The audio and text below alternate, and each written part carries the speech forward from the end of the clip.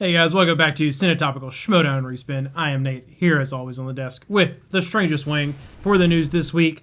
New Season 8 draft rules were announced. Strange Wing, what are your thoughts on these new draft rules? Personally, I think it should be 4. If we're going to even do a draft, I hate the idea of the draft. I'm giving a little leeway because we haven't seen what the draft can do because of COVID-19. But as soon as it was announced there would be a draft and all these managers and factions, I hated it from the start because you lose a lot of special relationships within that. Now, if you want to go and make Schmoedown study groups and have, hey, you're assigned to this study group and leave it off camera, that's cool. But some of these managers, they don't have enough charisma or chemistry with their players, and you just get a stale, boring show that way. Like, everyone can't be Dane, everyone can't be Winston Marshall. Yes, we found great managers in this, but for every good manager we found, we have a lackluster manager and lackluster relationships on top of that. But getting all that tangent, I think it should be 4 because then you can sign one team that's 2 singles players, your Star Wars guy, your Inner Geekdom player, because you're probably going to have these tournaments more often. The Star Wars division is growing, so you need 4 competitors. So I think it should be 4, not 3. What are your thoughts? Yeah, I agree that I think it should be 4 and not 3, especially if they're going to continue to bring more and more people into the league to play. I don't have the issue with you have with the draft because I think that it changes everything and changes good and changes what keeps people interested. And it still just gives more room for more relationships to grow within a faction. So I understand they're not wanting to keep a ton of new people because when you're the new kid in an established group of friends, sometimes it feels really, really awkward. But keeping 4, I agree for all those exact same reasons. There are some relationships that are in the Schmoedown that you want to keep. I think that putting the Horsemen with Finstock was one of the best decisions they've ever made in the Schmoedown. I love that, and I want to see them together. The Kaiser Smets. Yeah, Kaiser Smets. Odd couple rocks. I mean, even Kaiser Zipper is really entertaining to me. But the thought of Dan Murrell and Roka not being together just makes me sad. Yeah. I just if it happens, it happens. But that would just be heartbreaking, and I think that would do more damage to the Schmoedown than good. But it's not just them. I love the way that Bateman interacts with them. I understand that Riley's really good friends with them. I know you have your own opinions about Riley and whether or not Finstock should even keep him, but I think it should be 4 because it gives you a chance to keep those established relationships, exactly. And it also keeps your faction competitive in each of the leagues, just like you're saying. I think that you should be able to keep 4 people. And instead of downgrading signees, I think you should downgrade managers, personally. So have less factions? Yes. You have 5 factions with the best managers. No offense to Corey, but Corey, his whole thing is hey, I like comic books. I'm happy. Let's go out there and have fun. Let's win, Real Rejects. That doesn't bring the competitiveness. Roxy, she has that oompa, Mm-hmm. Winston has that L that he gave to Roxy. Some of those managers aren't going to come up with that. Shannon. Mm-hmm. It's weird seeing her with anyone else except for Kalinowski. So yeah. I think you bump it down because the whole thing is you don't want a stacked group like the Finstock Exchange with Barbarian. Barbarian could have got drafted by anybody. Mm-hmm. I can't help Daenerys was drafted better than everybody else besides the champions that he deserves. Yeah. Because he got him to the championships. But if you have less managers, you have more stacked teams. And then everybody doesn't need a manager. So the people coming in who don't know if they're going to stay or not, like Claudia Dolph, how many matches is he going to play? She didn't look like she was having fun. She had the same face the whole entire time. Not everyone needs a manager. Get this group of talent in and put them in, assign them to study groups, and then on top of that, work their way up. Work to be in a faction. Because factions have more opportunities. I think they should earn it. Less managers, less factions. I think that's the way to go. Yeah, I don't hate that idea. It still creates a whole nother realm of problems to come up with because then it's well, who gets what match? Because the factions need matches for the point system, but what about these people that are factionless? I think it's easy. You assign it a month. You have 2 factions a month, and then 3 faction games a week, right? Or you could do it. Hey, Friday's match is always a faction match. Newcomer when they had 2 matches, was that Tuesday, I believe? That's your new, like, earn your way in people, you know? That's your rising stars.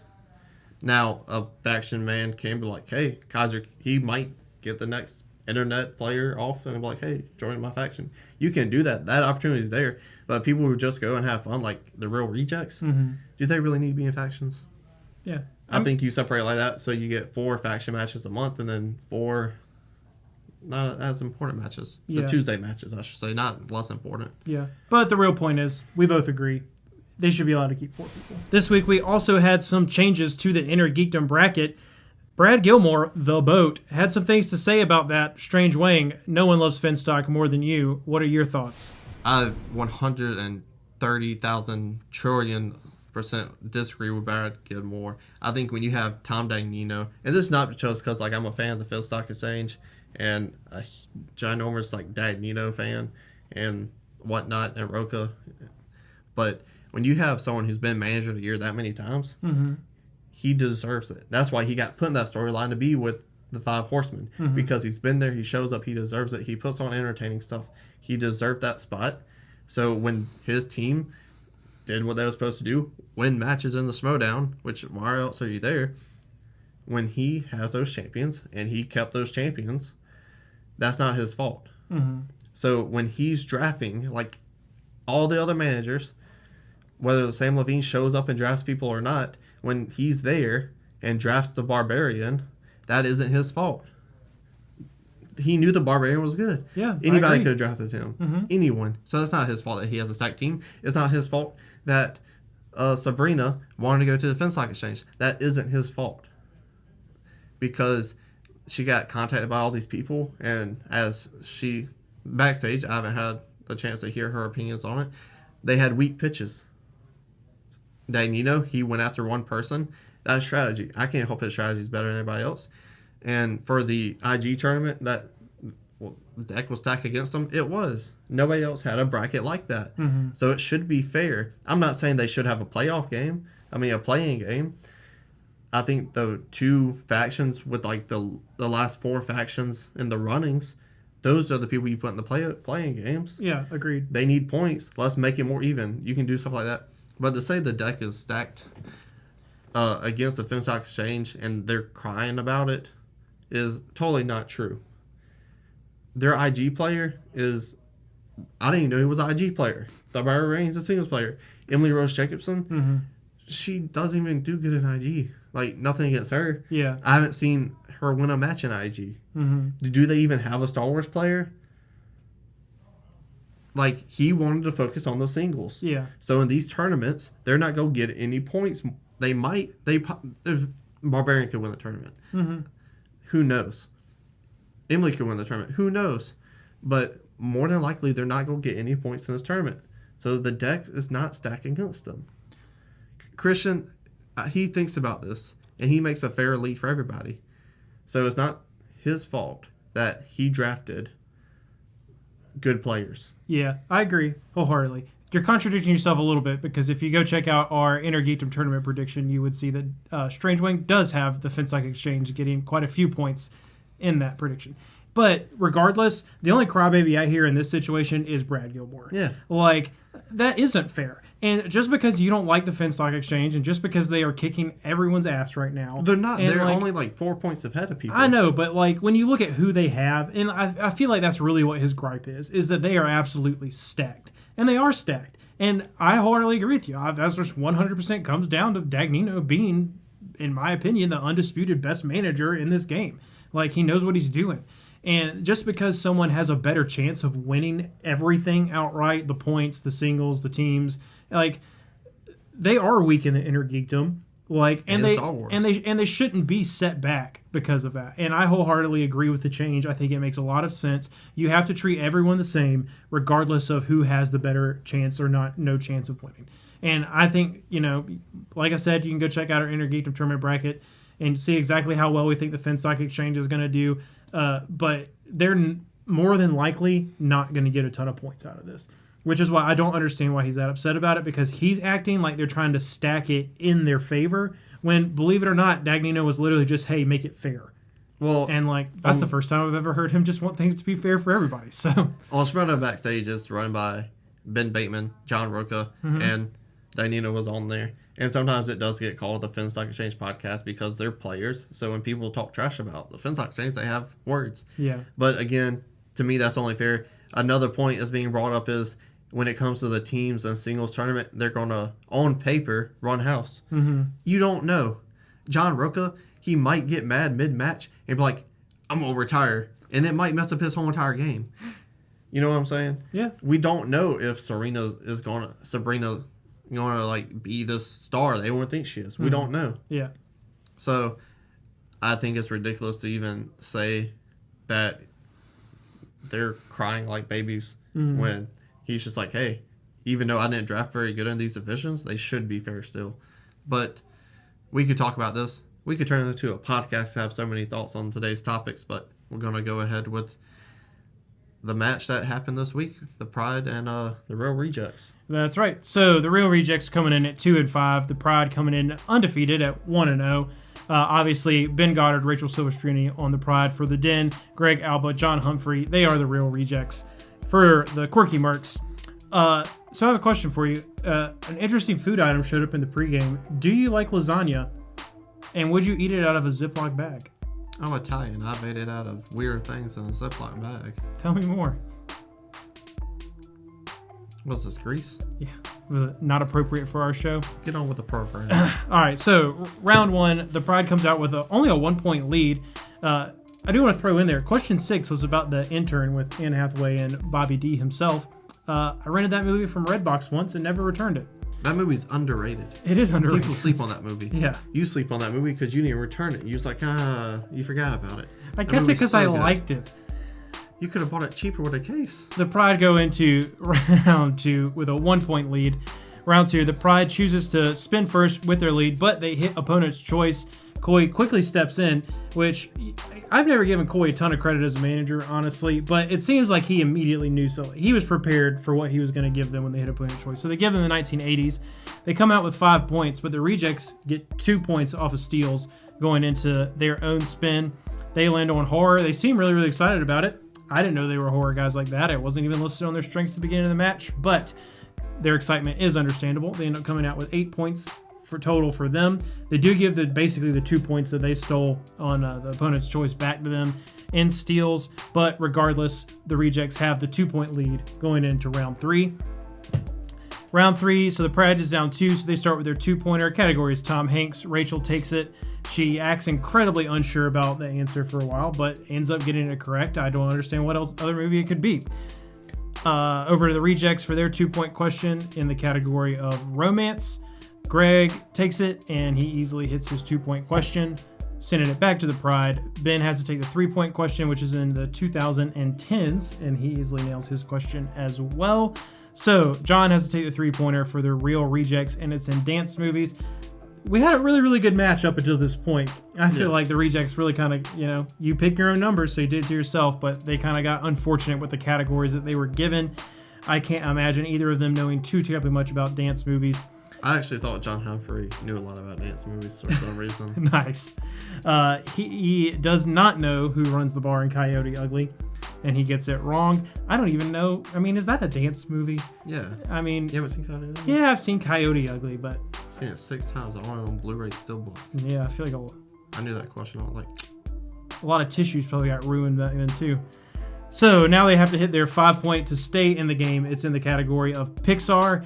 And they don't know it. Apparently, they don't believe that anyone can cook because they act like they've never even seen Ratatouille. Regardless, Real Rejects lose the game. Pride picks up the W. They move to 2-0, staying undefeated.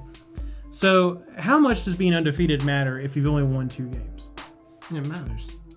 2 wins gets you to a championship. Sometimes we've seen the Pride. I think once they're on that climb now. When they start hitting the odd couples and who's the bosses, I don't think their luck's going to change. We'll see. Because they're hungry. And you can see it as soon as, I thought it was I don't personally like the Pride, but when they won, they, slapped the table and said the answer. They're hungry. Mm-hmm. They're putting the league on notice. So good for them. Mm-hmm. I can't wait to see their matches when they do play people like Who's the Boss, Odd Couple, etc. So, I mean, with Irwin and Guy coming together, maybe that's their next match. Like 2 veterans, but they never played together. Right. That would probably be a great match. So they're hungry, as Lions usually are. So it is what it is. It is what it is.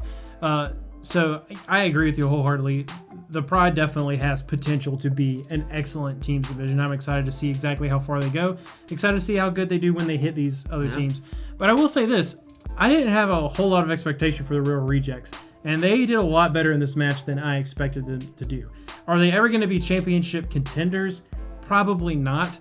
But I could see them being one of those mid-tier teams that prevents a lot of potential champions from being champions because they serve them an L in a tournament. They're the gatekeepers of the Schmoedown, I feel like. Kind of like Josh McCouga. You don't know how that guy's going to do. You got gatekeepers like Janine the Machine, as I thought, with her record of changing it recently in the winning favor. Stacey Howard. You have these like people who've been in the league forever who maybe, I don't know what they do, but it seems like they don't study enough, but they study enough to stay competitive and give you a hell of a game.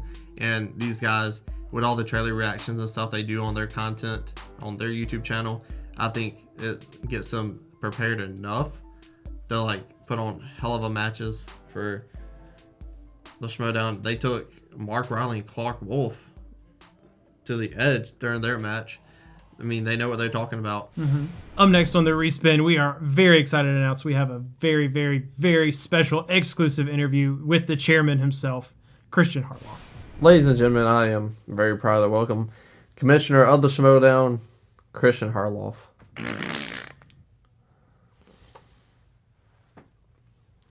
Got out the way yet? Christian Harloff, ladies and gentlemen. Go ahead with the question. All right. So, Christian, how pumped are you for Kevin Smith and Chris Jericho to be in the Schmoedown? A lot of big stuff happened this week. That may be the biggest news. How do you feel about that? Yeah, I'm from New York. I used to be a writer for the WWE, so we're basically best friends. As far as Kevin Smith goes, I'm very excited to have him. He's actually doing the Schmoedown for free.